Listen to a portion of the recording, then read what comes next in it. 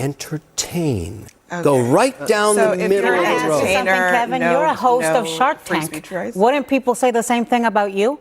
You're a show of a host of an entertainment show. Have you ever heard me shill for a politician? Yeah, every night.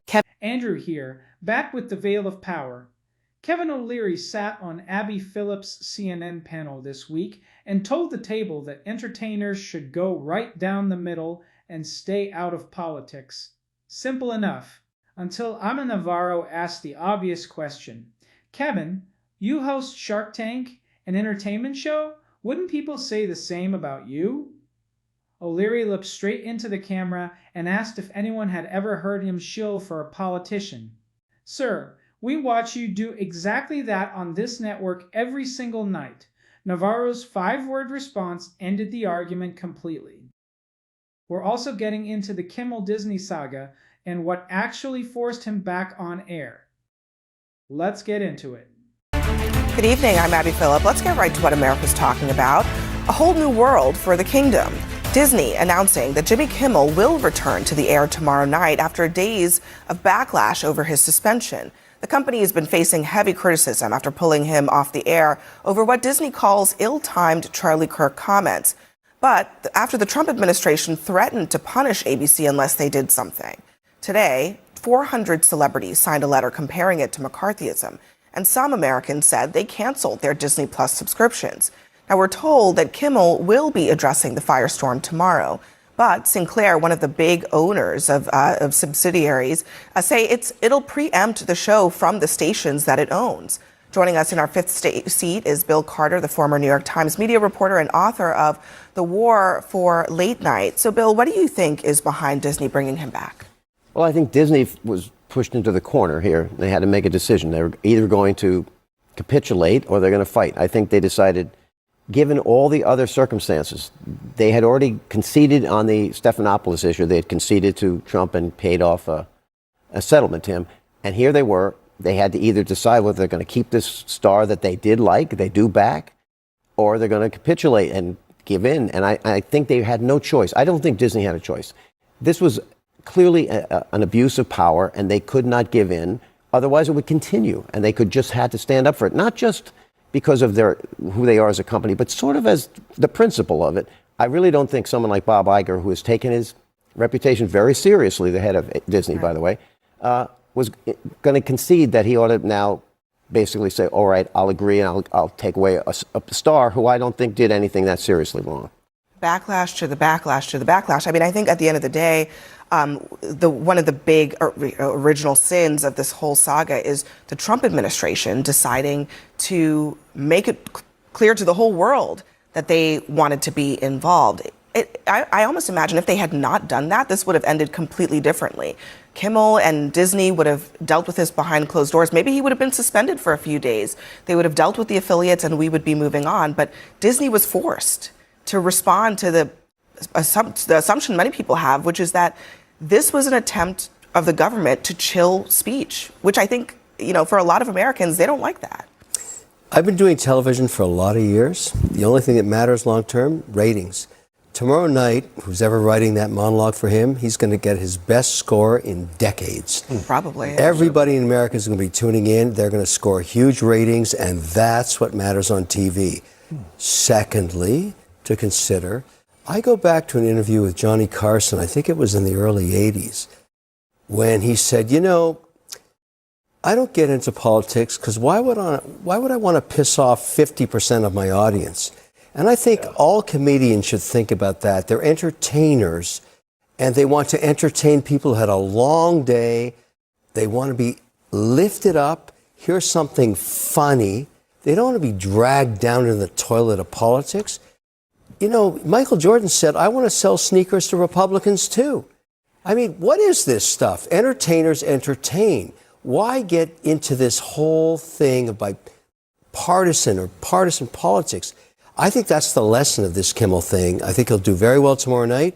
Long term, ratings will matter for him, like everybody else.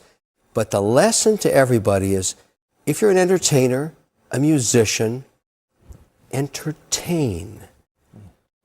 Go right down So the if middle you're of an the road. Something, entertainer, Kevin, no- you're a host no of Shark free Tank. speech rights? Wouldn't people say the same thing about you?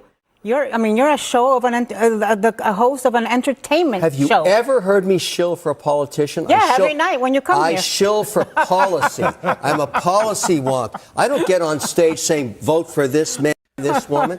I say, here's what their policies do to American entrepreneurs. But you- good, I- bad, all and right, ugly. right, But Pop. I- but okay, You know I what? actually- Thank goodness I'm But here. Kevin, I mean, you are a guest here a lot, and I've heard you strongly criticize Democratic politicians. Maybe you don't shill No, for one their politician. policy. No, I know. I've heard you make. I've heard you make personal comments about Democratic politicians right here at this table.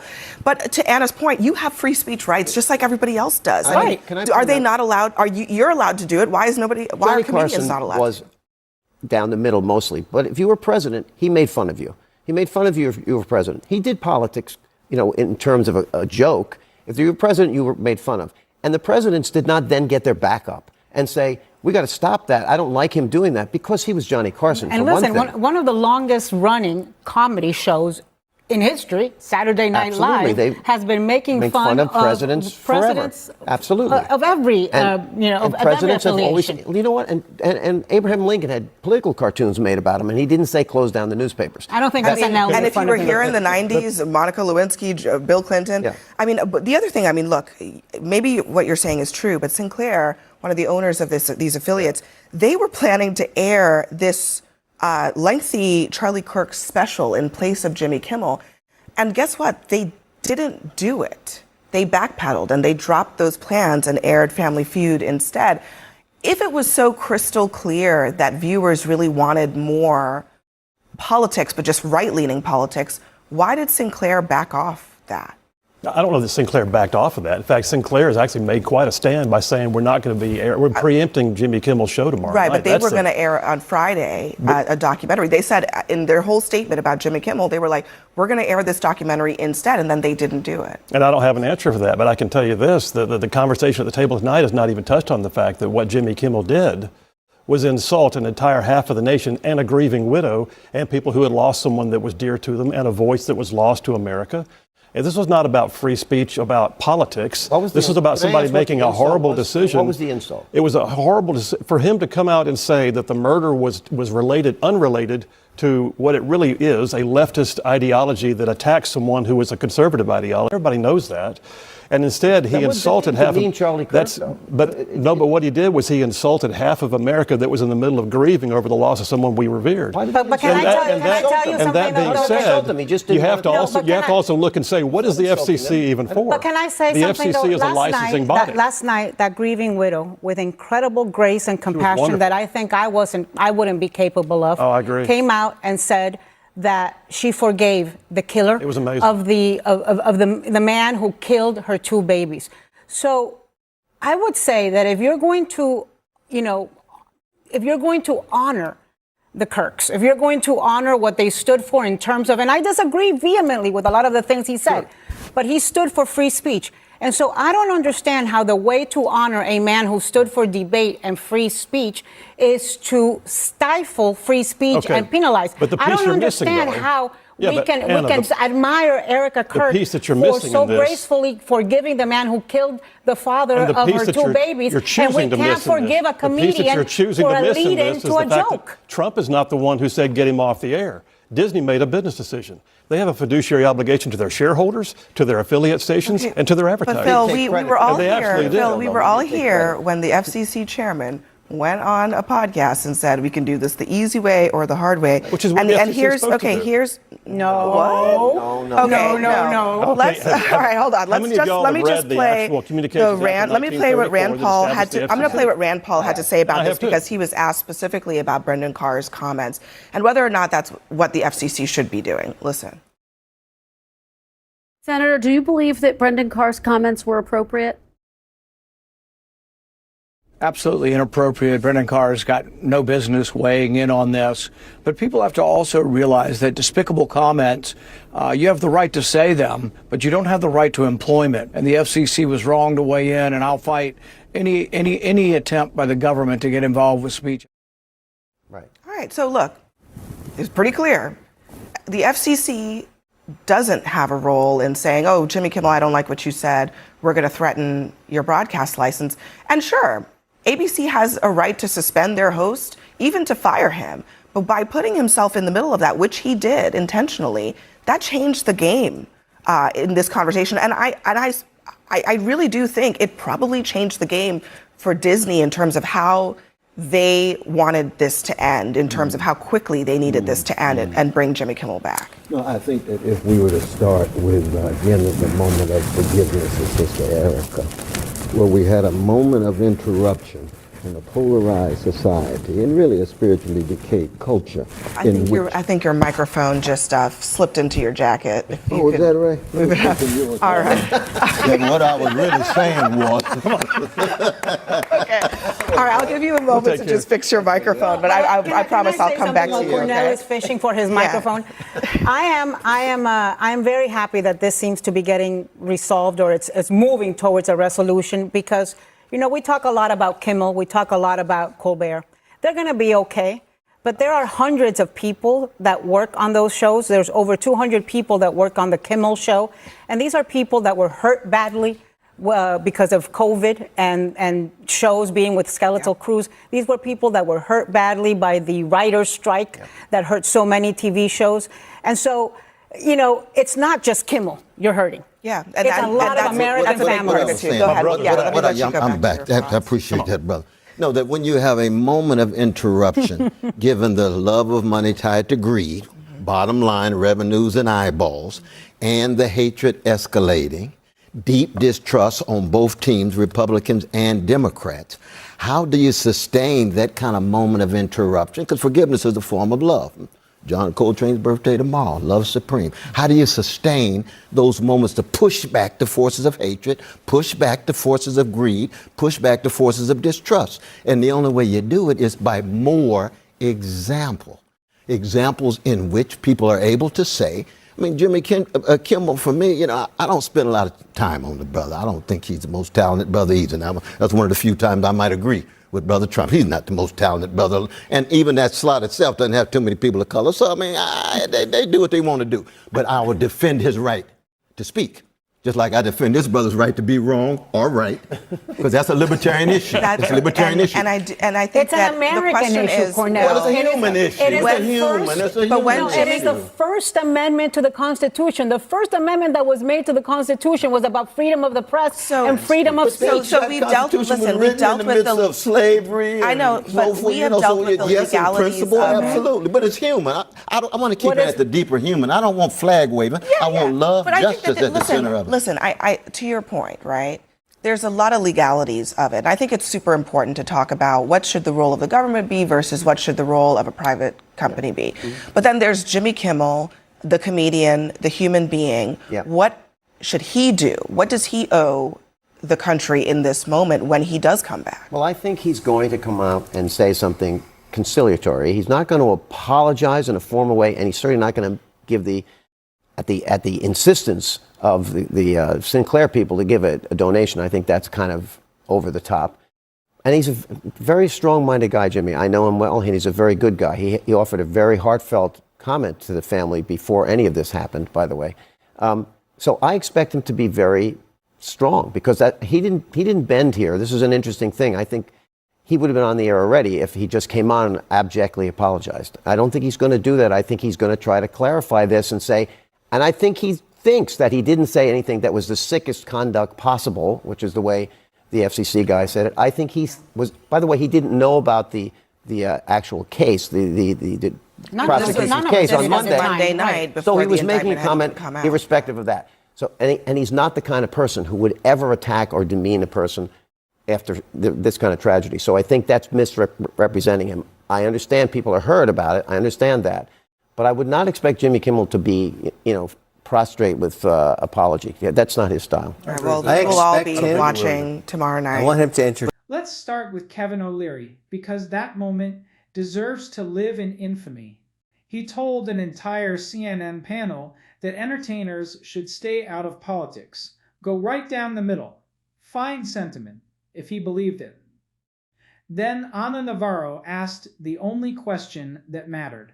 Kevin, you host Shark Tank, That is entertainment. Wouldn't people say the same about you? Instead of answering honestly, O'Leary asked if anyone had ever heard him shill for a politician. The table left because the answer was sitting right there. He does this every week. He's not a neutral businessman offering policy takes. He's a professional Trump defender who gets a rotating seat on this exact panel to do exactly what he just claimed he never does. Navarro's response, "Every night when you come here," was 5 words, and it ended the argument. Now, the actual substance, because the Kimmel situation is not really about Kimmel. It's about who decides what speech survives on American television. Disney did not suspend him because ratings demanded it. They suspended him after the FCC chairman went on a podcast and said there was an easy way and a hard way to handle this. That is not a business decision. That is a government official threatening a broadcast license over a joke he disliked. Even Rand Paul called Brendan Carr's comments absolutely inappropriate and said the FCC had no business weighing in. When a Republican senator draws that line, you know it got crossed badly. Here's what should bother everyone, regardless of politics. Sinclair announced plans to preempt Kimmel with a lengthy Charlie Kirk special, then quietly aired Family Feud instead. If viewers genuinely wanted more right-leaning programming, like Sinclair claimed, why abandon that plan once pressure eased? Because it was never about viewers. It was optics, appeasing a White House that made itself the main character in a private company's personnel decision. Notice how the defense shifted mid-conversation from free speech to honoring a grieving widow and Charlie Kirk's memory. Nobody at that table argues Kimmel's joke was tasteful. But watch the logic. Erica Kirk stood in front of the country and forgave the man who killed her husband, an almost unimaginable act of grace. The same voices praising that forgiveness cannot extend a fraction of it to a comedian. You can dislike what Kimmel said and still recognize a government-pressured broadcast suspension is a different animal than public criticism. Free speech was never supposed to mean speech without government consequence specifically, and that line keeps getting erased when it's inconvenient. The other detail nobody wants to sit with is who pays for this fight. Over 200 people work on that show. Camera operators, writers, editors, already hollowed out by COVID production cuts and the writers' strike. They don't get a cable news panel to defend them when a billionaire's political fight costs their paycheck. That is the actual casualty list, and it rarely makes the headline. So what did this really prove? A sitting administration can lean on a broadcast regulator, watch a media company fold within days, and still get surrogates on television insisting it was purely a business decision. It proved pundits will publicly demand neutrality from everyone except themselves. And it proved grace gets celebrated in a speech and abandoned the moment someone tells a joke you dislike. O'Leary got caught in his own contradiction live, and Kimmel got back on air only after the backlash to the backlash became too loud to ignore. Neither happened because the system worked. They happened because people were watching closely enough to call it what it was. That is the job of this channel. Drop your take on O'Leary's answer below, share this with somebody who needs it, and subscribe to the Veil of Power for commentary that holds people to their own standard. Andrew out. Let's go.